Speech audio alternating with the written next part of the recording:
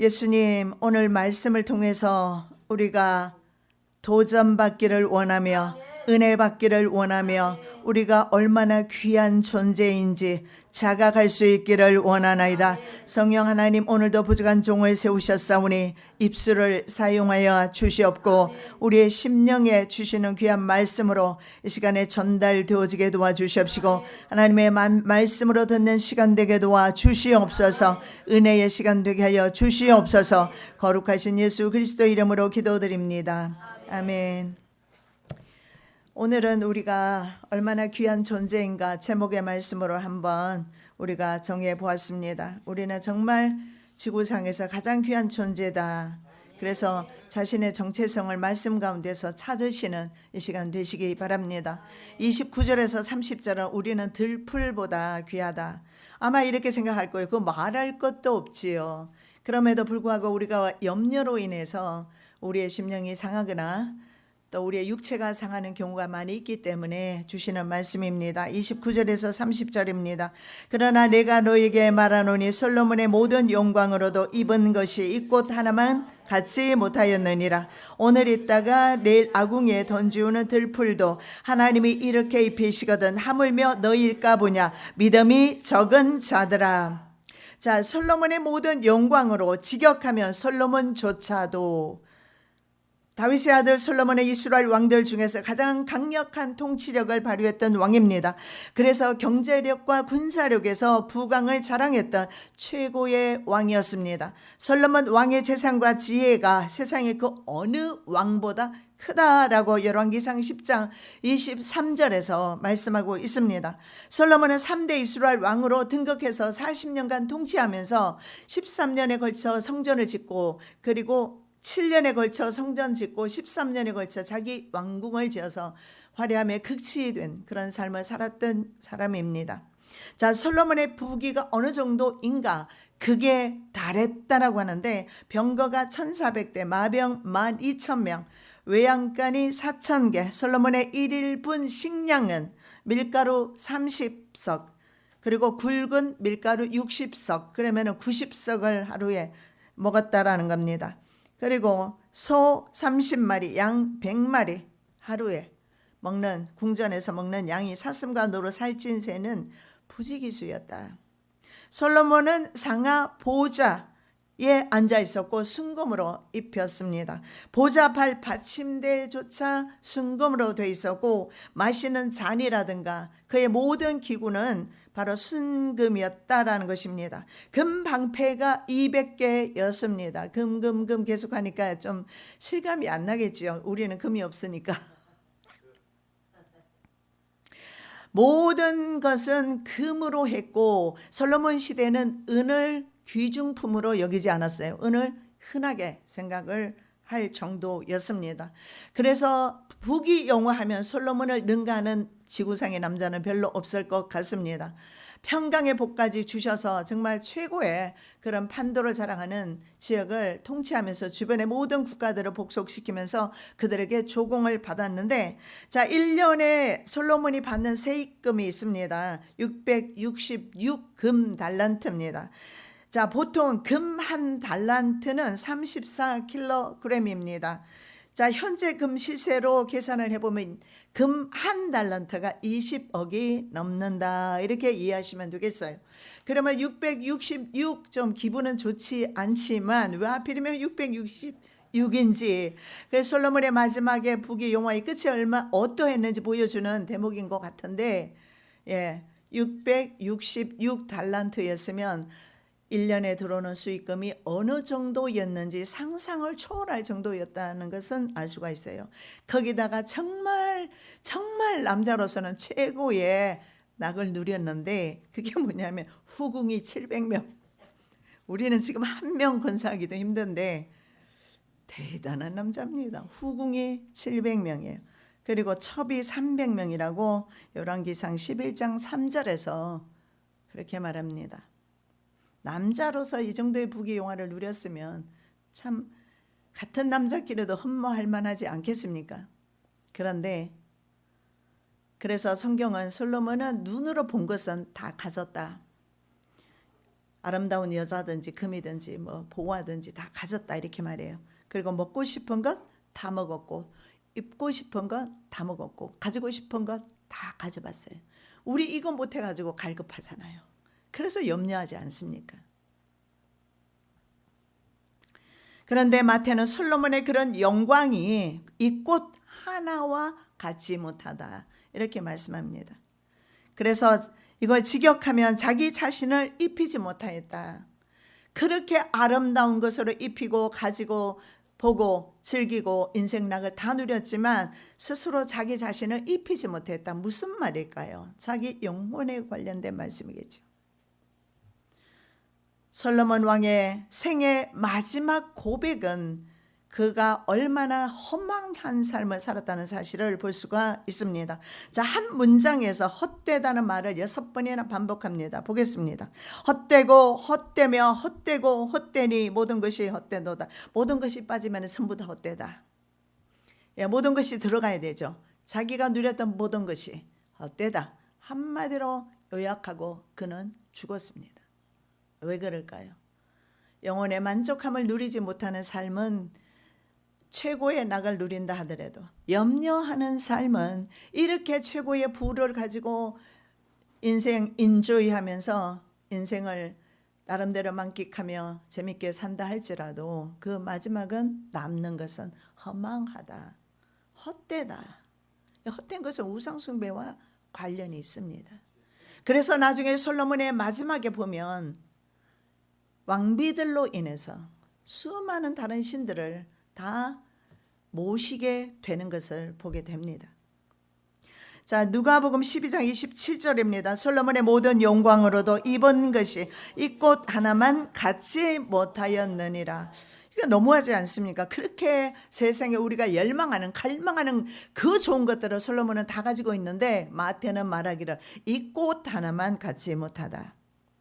백합화 한 송이보다도 솔로몬의 부귀 영화가 왜 못한가? 백합화는 하나님의 창조 사역을 따라서 그 생명의 원칙을, 생명의 법칙을 따라서 백합화는 씨를 맺고 꽃을 피우는 그런 생명 있는 존재였다라는 겁니다.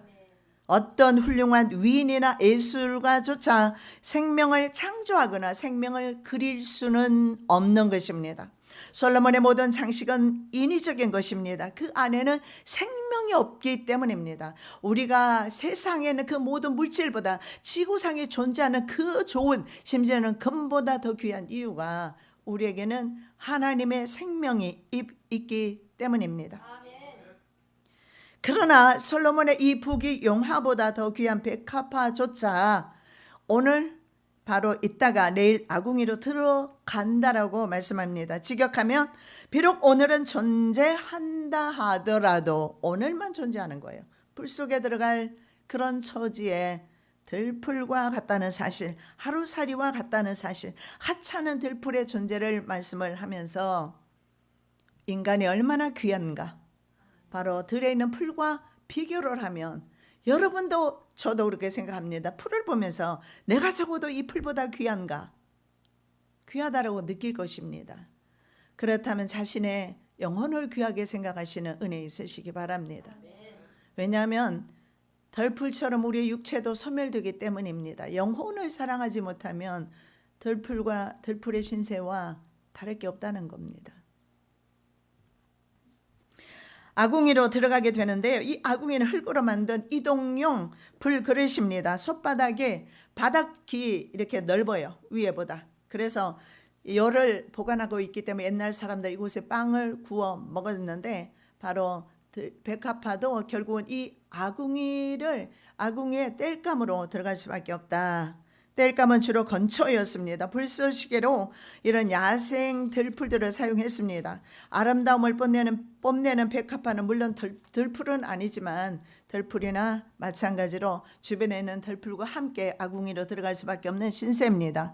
그런데 하나님께서 들풀처럼 이렇게 무가치해 보이는 그런 극히 작은 것조차도 하나님의 사랑이 있고 하나님의 관심이 있다라는 겁니다. 그렇다면 하물며 우리 인간은 얼마나 사랑할까? 그래서 내 인생을 항상 하나님의 안목에서 나를 바라봐 주고 하나님의 사랑에서 나를 사랑할 때에 비로소 나의 존재를 인식하게 될 것입니다. 그러지 않고 항상 비교를 통해서 내 이웃에 살고 있는 사람들, 저는 그런 생각을 많이 해봐요. 내가 옛날에 미국 들어갈 때 과천에 있는 집을 팔지 말 것을.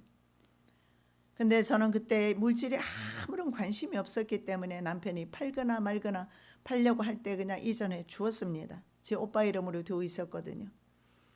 그런데 다시 돌아와서 내가 기갈 곳 없을 때 그 집에 과천에 잠깐 지내게 되었는데 그 집을 보면서 눈물을 흘린 적이 있어요. 내가 저 집을 그냥 둘 걸 그랬나. 그러나 지금도 후회하지 않습니다.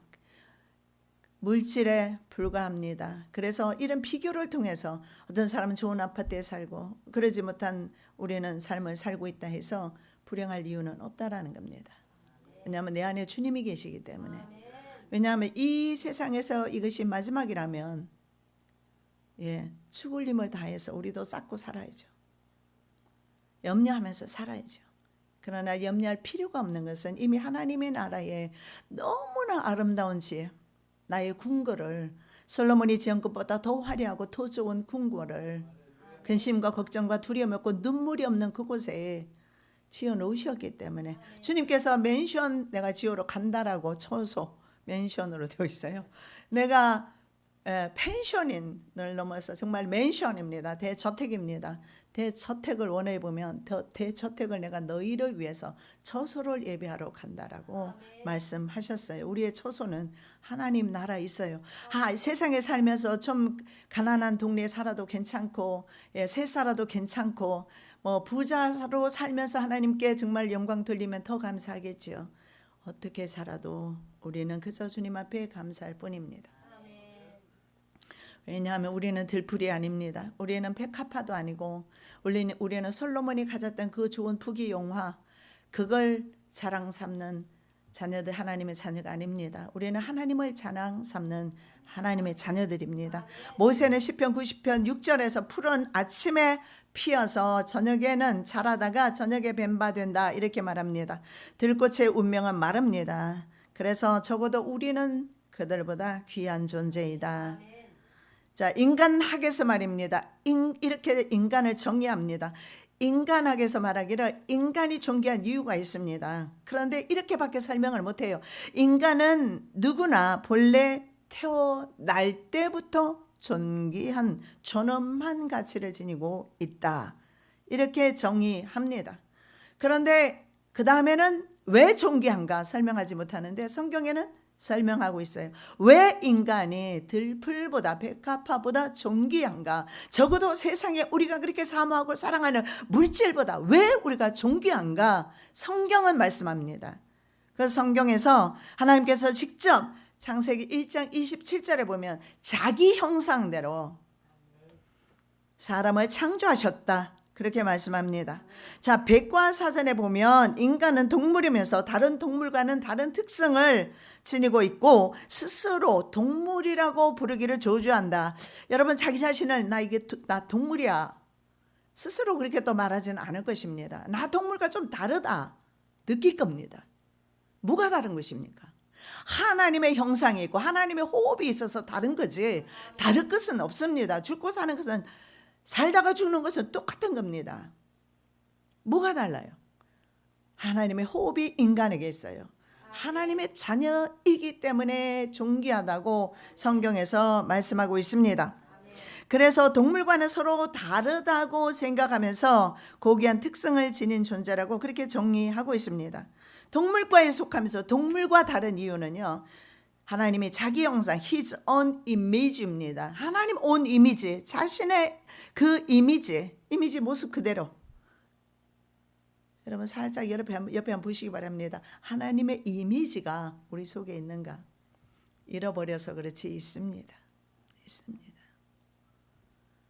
그리스도를 통해서 우리의 형상이 믿음으로 회복되지 않습니까? 잃어버렸지만 하나님의 형상을 가지고 있어요. 왜냐하면 겉모습의 이미지를 말하는 것은 아닙니다. 우리 안에는 영원을 사모하는 마음이 있어요. 하나님을 안다는 거죠. 영원하신 하나님을 안다는 것입니다. 영원을 사모한다는 것은. 자, 인간이 하나님과 다른 것이 하나 있습니다. 재료가 흙입니다. 이는 제가 우리의 체질을 아시며 우리가 진토임을 기억하심이라. We are the dust입니다. 원어에 보면은요, 우리는 흙으로 이렇게 번역되어 있지만 원어에는 dust, 우리는 먼지입니다. 여러분, 이렇게 주님 앞에 우리가 순종함으로 나갈 때 주님께서 일하시지 않겠습니까? 먼지가 도대체 왜 이렇게 주장이 세고 고집이 세고 자기 생각이 강하고, 그러니까 하나님께서 일할 여지를 주지 않으세요. 자기 의가 너무 강한 믿음의 사람은 하나님께서 일할 여지가 없습니다. 그래서 늘 하나님을 믿으면서도 고달프게 살아간 이유가 거기에 있습니다. 나는 그저 먼지입니다.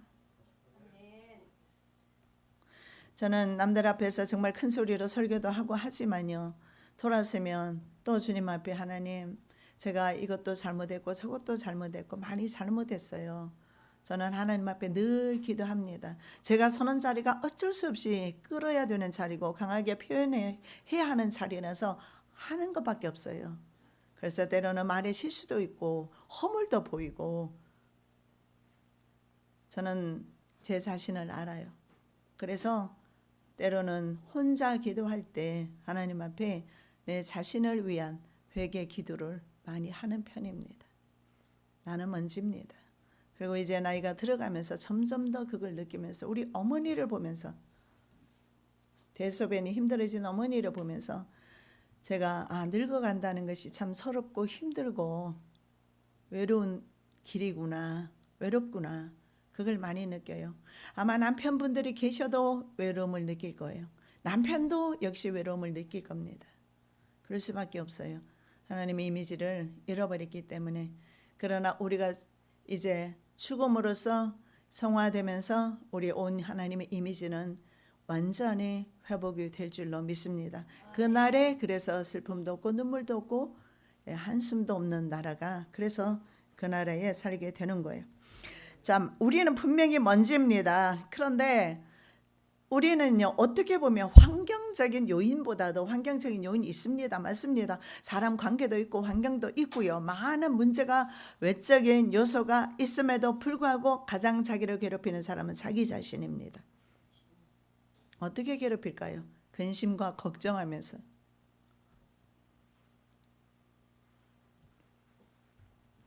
우리 스스로 자기 자신을 찌질이로 만들고 메뚜기로 만들어 버립니다. 여러분, 우리가 너무나 많은 이런 스트레스는 심적인 고통이지 않습니까? 이런 심적인 고통을 너무 많이 가지고 있으면 컴퓨터도 마찬가지예요. 번아웃 됩니다. 터져버려요. 용량이란 게 있어요. 컴퓨터도. 인간의 머리도 용량이란 게 있습니다. 너무 많은 염려를 하게 되면 이 인간의 머리가 그 다음에는 움직이기를 포기하고 생각하기를 포기하고, 그래서 치매가 오는 겁니다. 깜빡깜빡 지나치게 자라게 되면 나이 들면서 치매 증세가 없을 수는 없어요. 참 나이 드는 것도 서러운데 이런 증세들까지 나타나면 참 여러 가지로 많이 서럽고 힘들죠.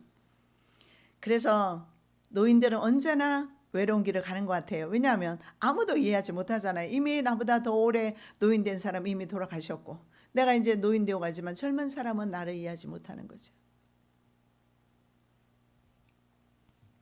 여러분, 스트레스 많이 받으면은요, 흙은 깨어지게 되어 있습니다. 너무 많은 염려와 근심 속에 살게 되면 흙은 깨어지게 되어 있습니다. 전지전능한 신 만몬이 다스리는 지금 포스트 코로나 시대입니다. 그래서 성도의 물질관의 정립이 좀 필요합니다. 성도는 물질을 대할 때 어떻게 되어야 될 것인가?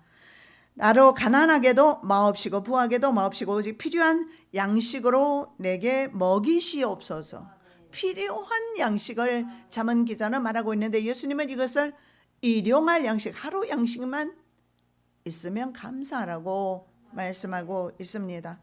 기왕에 세상 사는 거 그렇잖아도 어렵고, 지금 물가는 얼마나 올랐는지 제가 고기 한 팩 3만 원 정도 트레이더스에 얼마 전에 본 것 같은데 사러 갔더니 38,000원까지 올랐어요. 물가가 이렇게 많이 올랐다면 우리 삶은 더 힘들어지게 될 것입니다. 그래서 재정난을 우리는 더 심각하게 받을 수밖에 없을 겁니다. 이런 포스트 코로나 시대에 그리스도인은 어떻게 살아야 될 건가? 좀 놔야죠. 이제는 물질에 대한 염려를 놓아야 합니다. 돈에 대한 염려도 놓아야 합니다. 내려놓고 주님을 주목할 때 이것은 더 이상 나를 짓누르는 그런 무거운 그런 짓누르는 짐이 되지 않을 것입니다. 들풀도 이렇게 입히시는데 하물며 너희는 제자들에게 하시는 말씀입니다. 어떻게 했느냐? 믿음이 적은 자들아. 여러분, 믿음이 적은 자들의 특징이 근심 염려가 많다는 겁니다. 하늘 아버지를 불신하면서 물질에 대해서 염려하는 자들을 책망하고 있습니다. 그리스도인 중에도 믿음이 적은 사람들은 염려를 달고 살 수밖에 없습니다. 내가 만일 환난 날에 낙담하며 내 힘의 미약함을 보임이니라. 자, 힘의 미약함을 보이는 이유는 낙담하는 사람이에요. 믿음의 사람은 경제적으로 전 세계가 어려워도 믿음으로 나갈 것이며 궁핍해도 감사함으로 매일 하루하루를 살아가게 될 것입니다. 31절에서 32절은 의식주 문제도 염려할 필요가 없다라고 분명하게 말씀합니다. 그렇다면 우리는 염려하지 않습니다. 당연히 하지 않아야 할 것입니다.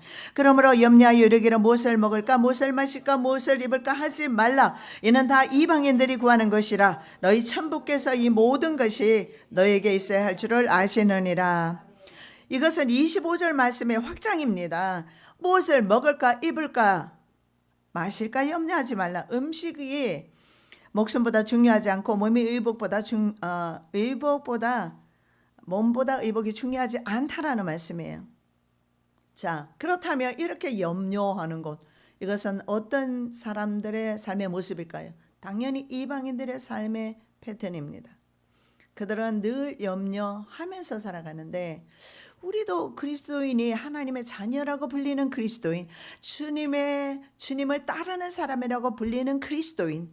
그런데 주님이 염려하는 삶을 살지 않으셨는데 우리가 만일에 염려함으로 산다면 믿음이 적은 자들이 될 것입니다. 그리스도인들 중에도 이스라엘 백성들이 늘 이집트를 사모하면서 이집트를 입에 달고 살았던 것처럼 염려하고 살아간다는 것은 이방인들의 삶에 과거의 구습을 버리지 못하는 삶인 것을 알게 됩니다. 조금 더 염려하지 말라. 절대 금지를 가리키는 말입니다. 조금 더 염려하지 말라. 그런데 염려하는 사람 한 번만 하는 것이 아니라 염려가 습관이 되었기 때문에 계속 이스라엘 백성 계속 이집트 계속 그 말했어요. 그런 것처럼 염려하는 사람은 계속해서 이것도 염려하고 저것도 그냥 모든 것이 염려가 돼요. 그래서 옛말에 자식 많으면 바람살 날 없다고. 이 자녀도 염려, 저 자녀도 염려, 자식들이 많으면 많을수록 염려가 커요. 저는 둘 있지만은 염려하지 않아요. 때로는 기도도 하지 않아서 미안해서 성도들이 반만이라도 성도를 위해서 기도하는 것 반만이라도 해야 되겠다 의식적으로 기도할 때도 있지만 저는 염려하지 않고 하나님께 올려드렸고 자녀들도 하나님의 사랑 속에 은혜 속에 살고 있고 우리가 염려해서 하나라도 더 할 수 있거나 뺄 수가 있다면 해야 하겠지만 그럴 일은 없다라는 겁니다. 자, 그래서 계속적인 염려를 하게 되는 것은 이것은 불신앙이다. 하나님의 존재를 부인하는 결과를 낳습니다. 오직 먹고 마실 것만 생각하고 염려하는 사람은 물질주의자입니다. 물질이 선합니다. 나쁘지는 않아요. 이것을 우리가 선용하면 말입니다. 그리스도인들도 물질이 필요합니다. 그래서 물질은 나쁘다라고 하는 것이 아니라 물질주의자는 나빠요. 물질만 쫓아가고 물질이 만몬의 신이 되기 때문에 그렇습니다. 그래서 물질주의자들은 염려와 근심을 늘 달고 살기 때문에 물질이 그들의 친구입니다. 염려가 그들의 친구입니다. 그러나 신앙의 사람은 다른 삶의 방식을 따라가게 됩니다. 하나님의 선하시고 기뻐하신 그 뜻대로 살게 됩니다. 세상 염려와 근심보다는 뭘 할까요? 감사와 기쁨으로 살게 될 것입니다. 하늘 아버지는 우리에게 이 모든 것이 있어야 할 줄을 알고 계시고 모든 필요를 알고 계신다라고 말씀합니다. 그러므로 저희를 본받지 말라. 구하기 전에 너희에게 있어야 할 것을 하나님 너희 아버지께서 아시느니라. 하나님은 하늘에 계시는 아버지시고 영존하시는 아버지시며 영생하시는 아버지십니다. 그분을 우리가 신뢰하고 믿는다면 그분이 말씀하셨어요. 염려하지 말라. 우리가 자녀를 키우면서 정말 어린 자녀들이 염려하는 거 보셨습니까? 부모가 있는데 부모를 불신하게 되면 염려하겠죠. 부모가 부모의 역할을 하지 못하게 되면 자녀들이 근심하게 되면서 자녀들이 삶의 현장에 뛰어들어야 하겠죠. 우리는 고아와 같이 버려두지 않으셨어요. 하나님이 계시고 하나님이 공급자고 하나님이 호주세구십니다. 공급자로서 자녀를 돌보는 책임은 누구에게 있습니까? 하나님께 있습니다. 내 가정의 물질의 책임도 하나님께 있습니다. 우리는 먼저 그의 나라와 그의 의를 구하자. 33절에서 34절은 그렇게 말씀하고 있습니다. 너희는 먼저 그의 나라와 그의 의를 구하라. 그리하면 이 모든 것을 너에게 도와주시리라. 그러므로 내일 일을 위하여 염려하지 말라. 내일 일은 내일 염려할 것이요 한날 괴로움은 그날에 족하니라. 염려가 있는데 하루만 하라고 그래요. 하루치만. 오늘 염려할 것만 오늘 염려하라고 그래요. 그런데 오늘 염려하는 사람은 내일도 염려하게 되어 있고 염려는 계속해서 지속되어질 겁니다. 먼저 이렇게 말해. 너희는 먼저. 여기서 우선순위가 결정됩니다. 우선순위가 있다라는 거예요. 가장 선행되어야 할 것이 하나님의 나라와 그 의를 구하라고 말씀합니다. 마태복음 5장 6절입니다. 의에 줄이고 목마른 자는 복이 있나니 저희가 배부를 것이요 밥을 먹어서 배부른 것이 아니라 바로 의에 줄이고 목마른 자, 하나님 나라를 사모하고 하나님을 사랑하는 그 심령 속에는 그 배는 부르게 될 것이라고 말씀하고 있습니다. 자, 이방인들의 인생 목표는 말입니다. 세속적 욕망을 위한 세속적인 그런 세상적인 노력으로 나타납니다. 그런데 그리스도인에게 물질은 그럼 어떻게 해야 될까요? 그리스도인의 물질과는 2차적이고 부차적이 되어야 돼요. 그런데 우리가 하나님보다 물질을 먼저 우선순위에 두게 되면 그 사람은 물질주의자며 만몬을 섬기는 사람입니다. 그리스도인이라 모양은 있지만 그러나 그는 그리스도인이 아니라 사실은 만몬을 섬기는 그런 만몬의 제자라는 겁니다. 그래서 정말 그리스도인의 첫 번째 생각이 무엇인가? 언제나 눈 뜨거나 감거나 제가 어떤 집사님에게 들었는데 하나님께서 자다가 계속 찬송을 주셨답니다. 자기는 분명히 꿈에서 불렀는데 남편이 어이 잠 좀 자세 자꾸 깨우더랍니다. 그런데 꿈이 아니라 자면서도 하나님이 주신 찬송가를 부른 거예요. 전 감동되었습니다. 참 우리 40일간 저녁 기도회가 참여하지 못하는 분들은 또 집에서 계속 여러분 은혜 받으셨는데 참 감사하죠. 그래서 받은 은혜 오후에는 우리가 함께 나누기를 원하는데요. 자면서도 하나님께 감사하고 찬양하고 일어나면서 하나님께 감사하고 찬양하고 아침부터 일찍 오셨길래 내가 그랬어요. 요즘 교회로 출근하시느냐고. 교회로 출근하고 계세요. 얼마나 하나님의 집이 좋으면. 그것이 바로 그의 나라와 의를 구하는 것입니다. 장소적인 것은 문제가 되지 않아요. 어느 곳에 있든지 간에 우리 심령에 주님으로 인하여 기쁨과 감사와 찬양이 넘쳐야 된다. 오실 수 있는 분들은 오셨고요. 멀리 계시는 권사님들은 제가 이번 한 주간 좀 와서 좀 같이 하자 제가 보냈고 한 분 권사님은 같이 하고 일주일을 여기에 돌아가지도 않고 여기에 머물면서 함께 했는데 정말 많은 은혜를 주님이 주셨어요. 사모하는 것만큼 주셨습니다. 그의 나라와 그 의가 먼저입니다. 내가 그 결심을 하고 결단을 할 때 가족이 반대하는 것이 아니라 가족조차도 협력하는 모습을 권사님을 통해서 저는 봤습니다. 순종이 먼저이고 내 생각이 먼저이면 내 사상이 먼저다. 내 사상과 생각이 도대체 무엇을 향하고 있는가? 하나님을 먼저 생각하고 사모하고 사랑하고 하나님 나라에 있는가? 아니면 세상에 있는가? 세상은 뭐 참 죽을 일 쌓였구나. 예, 세상은 그렇게 죽을 일밖에 없는데도 말입니다. 그러니 세상 바라보는 눈은 근심할 수밖에 없고 하나님 나라와 하나님을 바라보는 눈은 근심하지 않습니다. 먼저입니다. 소모품인 세상 물질과 영원한 것의 차이를 아는 것이 중요합니다. 먼저 해야 할 일이 하나님 나라와 예수 그리스도의 통치를 받아들이는 것입니다. 하나님 나라 받아들이는 거예요. 하나님 나라가 정말론적으로 우리에게 오는 것이 아니라 지금입니다. 지금 우리 심령 속이 평안하십니까? 예수님께서 하시는 것마다 샬롬 하셨어요. 이 땅에 오신 것이 바로 샬롬을 위해서 오셨어요. 기뻐하시면 입은 자들에게 평화로다. 그리고 이사야 말씀에 보면 그는 평강의 왕이라고 말씀합니다. 여러분 평강하십니까? 심령이 평강하십니까? 두려움은 없습니까? 염려는 없습니까? 평강하십니까? 평강하신다는 한 것은 주님이 함께 하시는 심령이 평강합니다. 그래서 하나님의 나라는 우리가 죽어서 가는 것이 아니라 이 땅에 살 때 오늘 이 시간에 그리고 우리의 삶의 현장 속에서 밖에 나가면 풍랑이 많이 일어요. 여러 가지 문제들이 산재해 있습니다. 정치권도 시끄럽게 짝이 없어서 뉴스 보기도 싫을 정도로 그렇죠.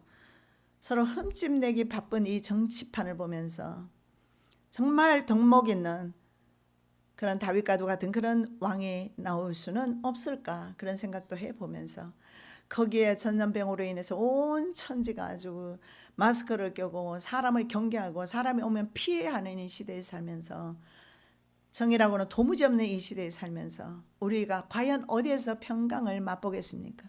어디에서 평안함을 느끼겠습니까? 어디에서 사랑을 느끼겠습니까? 오직 예수 안에서 주가 주시는 평강을 누릴 때 우리는 이것을 유지할 수가 있어요. 아니면 우리는 삽시간에 일주일 만에 아니요 하루 만에 교회를 나가는 순간부터 평강을 잃어버릴 수가 있습니다. 하나님 나라가 심령에 임한다는 것은 하나님의 의, 하나님의 심령에 임한 사람은 근심하지 않습니다. 하나님의 의는요 신자의 칭의, 의롭게 되는 것을 말하는 것이 아니라 여기에서는 산상수훈의 말씀대로 사는 삶을 가리키고 있습니다. 산상수훈, 산에서 가르치신, 왜냐하면 이 염려하지 말라는 이 오늘 본문의 말씀이 산상수훈 마태복음 5장에 이어서 나오는 말씀입니다. 그렇기 때문에 산에서 가르쳐 주신 주님의 그 설교 내용은 말입니다. 하나님 나라와 다 관련되어 있어요. 하나님 나라와. 그리고 그리스도 통치에 다 관련이 되어 있습니다. 심령이 가난한 자는 복이 있나니 천국이 저희 것이며 이 한국 땅에서 육체는 살고 있습니다. 그리고 한국 땅의 권력의 그 질서 아래 순종하며 순복하며 그 질서를 따라 우리는 살고 있지만 실제로 우리의 영은요 바로 하나님 나라의 통치를 받고 있다라는 겁니다. 어쩌면 우리는 이 두 개의 정체성을 가지고 살아가면서 갈등을 많이 합니다. 당연한 것입니다. 그러나 하나님의 성령의 사람은 반드시 승리하게 되어 있다는 것입니다. 왜냐하면 하나님의 나라가 더 강력하고 하나님의 권세가 더 크기 때문에 그렇습니다. 그리하면 이 모든 것을 너희에게 도하시리라. 그 나라와 그 의가 이루어질 때 내 심령 가운데 하나님의 나라가 이루어지고 내 심령 가운데 그리스도의 통치가 있을 때 자기 자신을 자기 가정을 통치하는 것이 아니라 예수님이 직접 나를 다스리고 인도하고 먹고 마시고 할 때 말입니다. 내 삶을 주께 드린 삶을 가리키는 겁니다. 그리하게 될 때 아니면 우리가 아무리 목청 높이고 목이 쉬기까지 기도해도 어쩌면 하나도 응답이 없을 것이며 들리는 소리도 없을 것입니다. 먼저 내 심령 속에 하나님의 나라가 이루어지고 내가 통치하지 아니하고 내가 다스리지 아니하고 내가 계획하고 내 마음대로 걸어가지 아니하는 예수 그리스도께서 통치하시고 이끄신 대로 예. 요즘 제가 가장 즐겨 듣는 노래 중에 하나가 웨이메이커입니다. 길을 만드시는 자. 하나님께서 그렇게 되면 길을 만들어 주세요.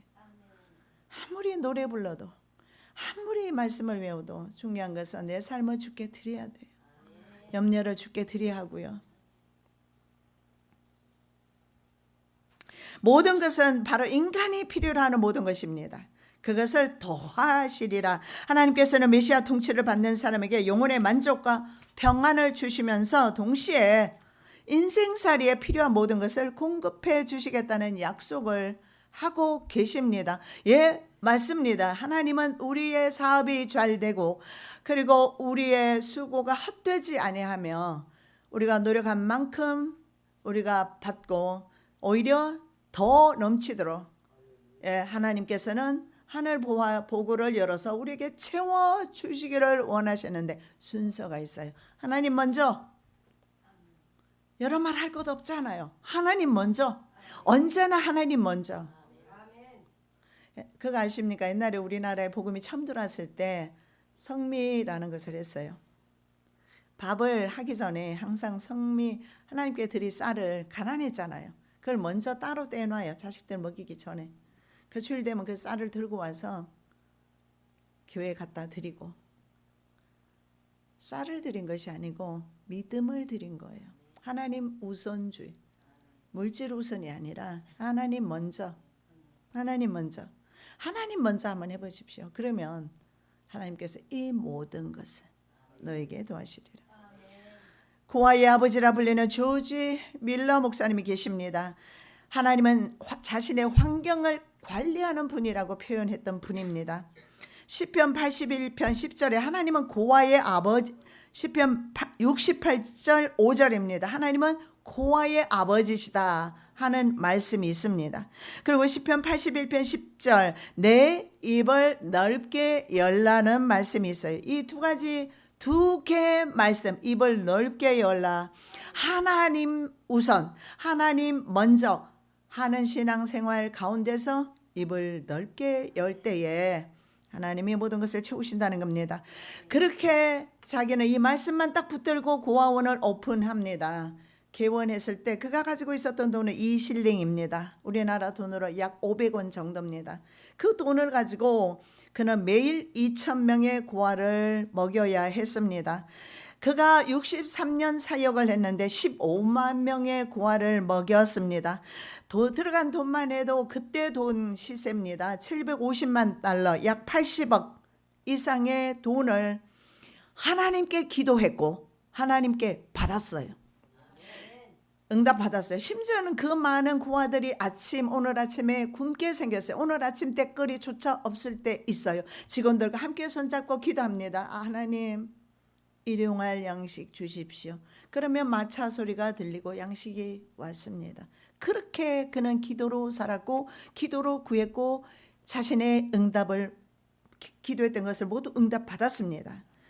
그 나라와 그 의를 구하는 그의 믿음대로 하나님은 그에게 공급자가 되어 주셨기 때문에 그렇습니다. 자, 그는 5만 번 이상의 기도 응답을 평생 받았다라고 합니다. 자기 사역 중에. 그러면 응답을 5만 번 이상 받으려면 하루에 적어도 2번 이상은 응답 받았다. 아침에 기도하면 저녁에 말씀하시고 저녁에 주시고 저녁에 기도하면 아침에 주시고 적어도 아침 저녁으로 하나님께서 그가 기도할 때마다 막 우리 지난 목요일날 막 참 기도에 너무 빠져서 막 7시간씩 막 기도하고 막 그러셨는데 정말 귀하고 감사하죠. 그러나 우리가 급할 때는 그렇게 하지 못하고 하나님 때거리가 없어요. 하나님 이 고아들이 오늘 아침에 굶게 되었습니다. 하나님 도와주세요. 간단하게 직원들하고 함께 기도하고 찬양하고 잠깐 5분, 10분, 30분 이렇게 끝내도 하나님은 미리 아신다고 그랬어요. 필요를 미리 아신다. 단지 떨어졌다라고 하나님 앞에 조지 밀러 목사님은 보고한 것입니다. 하나님 양식 떨어졌어요. 그래? 그리고 바로 주님은 즉각적으로 마차를 보내주셨고요. 그리고 이미 보십시오. 마차가 기도 딱 끝나니까 마차가 들어왔어요. 그럼 마차가 먼저 출발했어요? 기도가 먼저였겠어요? 마차가 이미 먼 거리에서 먼저 출발해 왔던 거예요. 조지 밀러 목사는 단지 주님 앞에 구했던 겁니다. 기도의 습관을 따라서. 그래서 주님은 미리 아시고 야 여기 이미 떨어졌구나. 온통 관심이 조지 밀러 목사님의 고아원에 있었겠죠. 눈을 돌릴 수가 없어요. 눈 한번 돌리면 그들은 굶게 생겼어요. 굶어서 그 아들이 다 죽게 생겼습니다.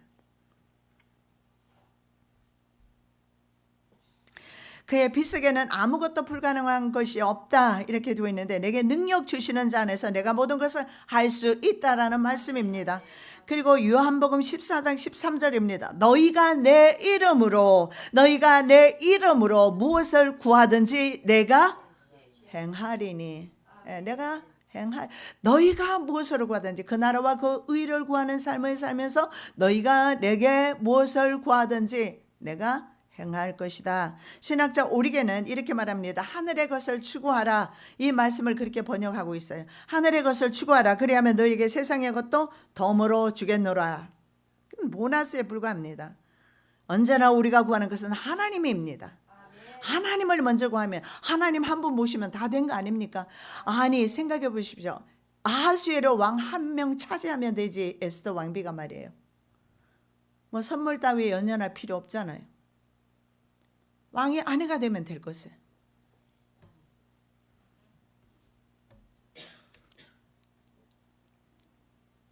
여러분 응답이 먼저가 아닙니다. 축복이 먼저가 아니에요. 내 심령 속에 하나님 나라가 이루어져야 되고 내가 아닌 예수 그리스도가 나를 다스려야 합니다. 그래서 예수께서 문제에 대한 염려에 대해서 내일 일은 내일 걱정해라. 내일에 대한 원리를 제시해 주십니다. 염려에 대한 오늘이라는 시한을 주셔요. 그래서 원수 맺는 것도 원수가 있을 수도 있어요. 그날로 끝내라는 거예요. 밤에까지 끌고 가면 밤에 시험 들어요. 주로 밤에 어둠의 영들이 활동하니까요. 그래서 낮에 시험에 들어도 해지기 전에는 풀어야 돼요. 누군가 싸웠어도 해지기 전에는 풀어야 합니다. 안 그러면 영원히 원수가 되어 있어요. 한날 괴로움은 한날로 족하기 때문에 그 하루 걱정만 하고 내일 것까지 너무 염려하지 말라. 이 한날의 괴로움은 매일의 삶 속에서 마주하는 온갖 어려움입니다. 괴로움입니다. 카키아 원어를 보면 인간이 감내하기 힘든 고초, 역경 등을 뜻하는데 70인역에는 카키아를 라라고 번역하는데 이것은 악한, 불운한, 곤고한 이런 의미가 있는데 어느 정도로 불운하냐. 갑자기 욥이 당했던 것처럼 갑자기 우박 등의 자연재해로 인해서 한 해 수확물을 한꺼번에 확 날려버리는 거예요. 얼마나 힘들겠습니까? 한 해 동안 그렇게 죽도록 고생했는데 한 번에 날렸어요. 한 방에 날려버렸어요. 그런 고난이 왔을 때 그 고난에 대해서도 하루만 염려해라. 쉽지는 않겠지만 그리스도인은 그렇게 해라. 왜냐하면 네가 주인이 아니고 인생의 주인은 네가 아니다. 내가 너 주인이다. 그리고 물질 공급자는 바로 나다 하는 것을 말씀해 주시는 겁니다. 염려의 근본적 치유는 오직 예수 그리스도만을 통해서 가능합니다. 치유 안 됩니다. 늘 우리는 정말 솔로몬처럼 부귀영화를 우리는 가지고 있지 못하기 때문에 늘 갈급한 마음으로 살아갈 겁니다. 그런데 내일이라는 그 날은 우리의 날이 아니고 하나님의 영역입니다. 내일은 하나님이 어떻게 나를 이끄실지 모르잖아요. 내가 염려하면 나의 날이 될 거예요. 그러면서 나는 늘 염려하며 살 겁니다. 내일이라는 날은 오늘은 내가 힘들지만 내일이라는 날은 하나님의 손에 올려드리면 하나님께서 일하실 때는 무궁무진한 일을 하시게 될 것입니다.